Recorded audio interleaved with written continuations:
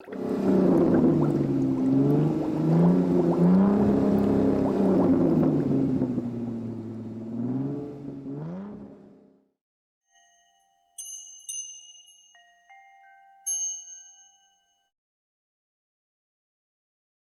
long-term value of any digital asset, I think, is going to be correlated with the utility if it's solving a problem. And I think, as we've discussed, there's a lot of them that either I don't think they ever were intended to solve a problem, or they won't be successful. But I think there will be digital assets that solve a problem, that have utility, and maybe, yes, for some it'll be solving an anonymity problem. Maybe for some it'll be solving a security settlement problem.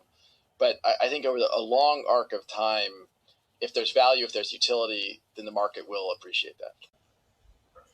Hey, everybody, it's Eddie from Tokyo. This is your cryptocurrency update from Japan. I want you to hear me out because the digital asset XRP and the XRP ledger, they solve real world problems. And this video is going to look at not only what it does for Ripple, but also how it is contributing to Flare networks.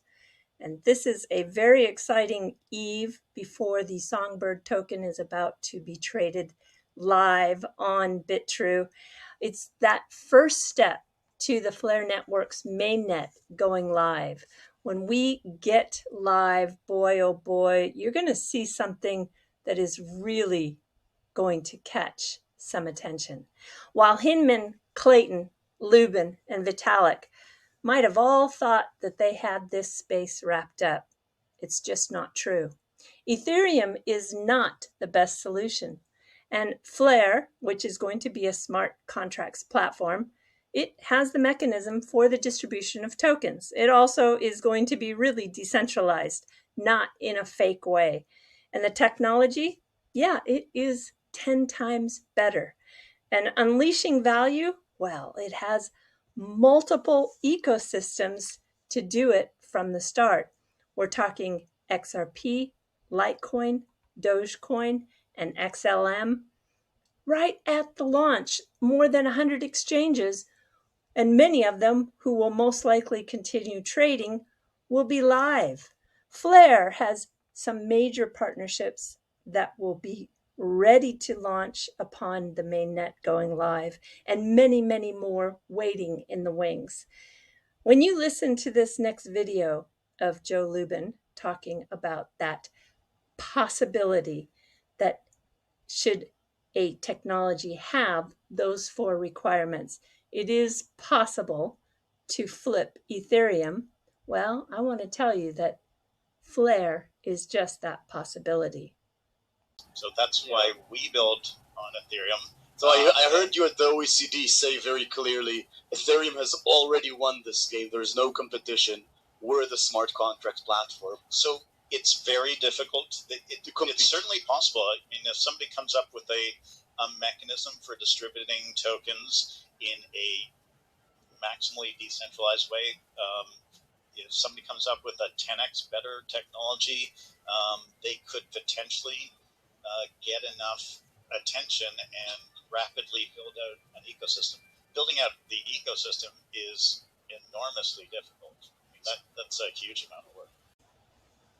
All right, allow me to just shift gears for a moment. We're going to watch a video where Mr. Garlinghouse is on Fox News, and he makes some really good key points, like XRP is older than Ripple. Also, Ripple never did an ICO, and Ripple is just one of the many to utilize the digital asset and the ledger. But I want you to pay attention to the one point he makes towards the end, and it is all about settling this case with the SEC. I think you're going to see that there is some absolute necessity to know what XRP is on a go-forth basis. Have a listen. Well, there's a whole bunch of things I want to clarify there. I mean, the first and I think maybe most important is that the decentralized open source technology we call the XRP ledger pre-existed the creation of Ripple, the company. So Ripple, the company, never did an ICO, referring to initial coin offering. And again, one of the things that we were discussing earlier that Charlie called out Ether did very publicly do an ICO, initial coin offering, which many people would call a securities offering.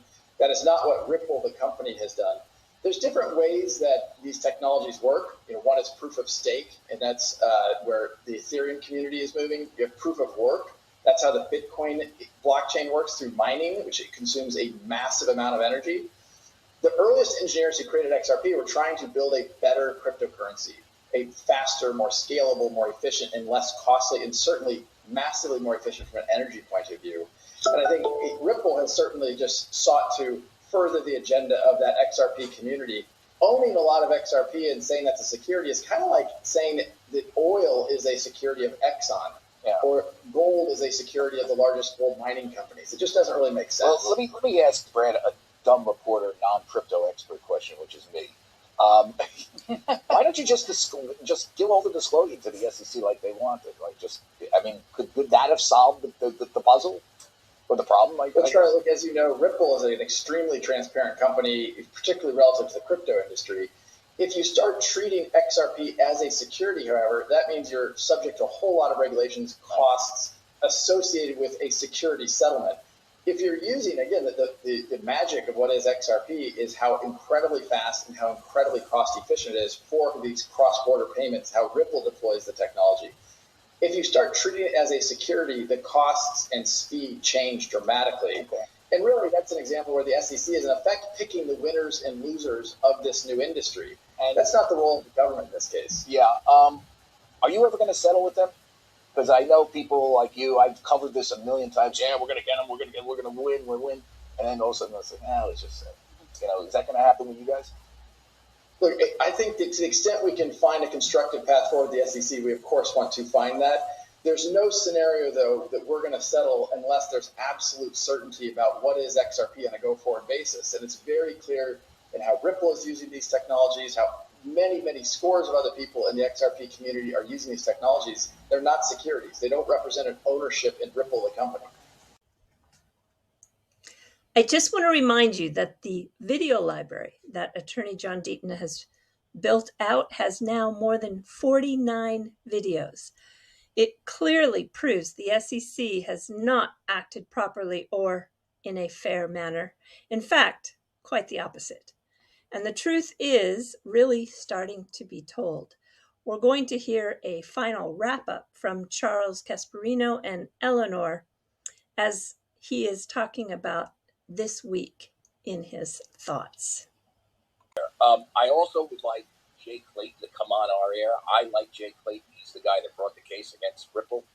I spoke with Jay in the past. He's a good guy. I want to hear his side of the story, his rationale.